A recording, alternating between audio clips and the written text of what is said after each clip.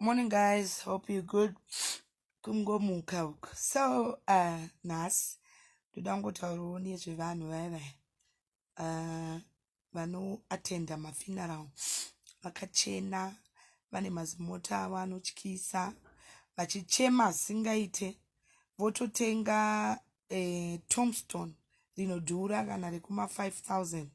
Yet, ndo the same people vaifonerwa kuti murwere pane drug riri kudiwa rinokwanisa kumusustaina riri kuda mari yakati, then vanobva vati aina handitomborina kana mari, zvinhu zvakaoma kuno, zvinhu hazvina kumira zvakanaka. Even muchipatara macho imomo havanambobvira vakamutsika. Even paidiwa help yemunhu iyeye kuti maybe aikwanisa kurarama, havanambobvira vakatsika. But musi unoti munhu iyeye pidigudhi afa, though the first people who get to the funeral vachichema zvisingaite, and the cars will be overloaded nemagroceries ekupa vanhu pafuneral. Ko murwere uyu paanga achirwara achida help chaiyo yekuti aikwanisa kurarama, hamunambobvira makaonekwa. Zvakanaka izvozvo kutenga matombstone, zvakanaka izvozvo kuprovide magroceries. Ko but maidiwo kuprovide the same things when the dead was still alive. Handizive kuti kaculture ikako kakaita seke kuti people want to appreciate a person when they dead, while they couldn't do it when the person was alive.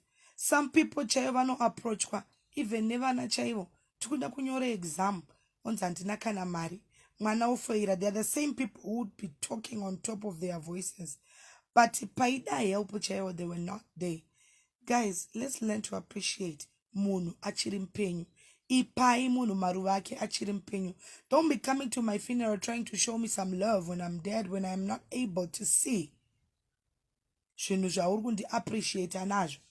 When I was alive, he would say, handina mari, ko wazoiwana kupi izvezvi ndafa. Let's not pretend, let's not be fake. Kuda kuonekwa pachaunga whereby pa private wanga usingaoneki wani. Mweya wekuonererwa panhamo, of which you couldn't even help me ndiri mpenyu. Ndipei maruva angu ndichiri mpenyu, so that I appreciate you also for being a part of me. How do I appreciate you when I'm dead? Even now that we are approaching Christmas, let's learn to appreciate each other. Vabereki kumamisha uko, vabereki even mutown. Let's appreciate our parents, not to want to come and show off vafa. Kuda kuzikana kuti makaona mashura akaita panhamo. Ndiani anoona zvawakaita panhamo iyafa. Let's not be fake. Ngatidananei, ngatipananei maruva edu tiri vapenyu. Izvezvi kutongotora kapasuro kako, no matter how small it is, kuenda kunoti shamari, I appreciate you. Thank you for being a part of me. Not to want to come panhamo. Uchishamisira panhamo, zvinobatsira kushamisira panhamo.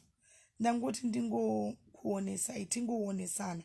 Let's appreciate each other while we still breathe, so that tinoziva kuti ndinge uyu aindi appreciate. Kana ndafa handioni, ndinenge ndafushirwa muzitombstone iroro, handina kana chandinoona. Ndangoti ndingotaurawo, ndangofeel like saying it. Be blessed.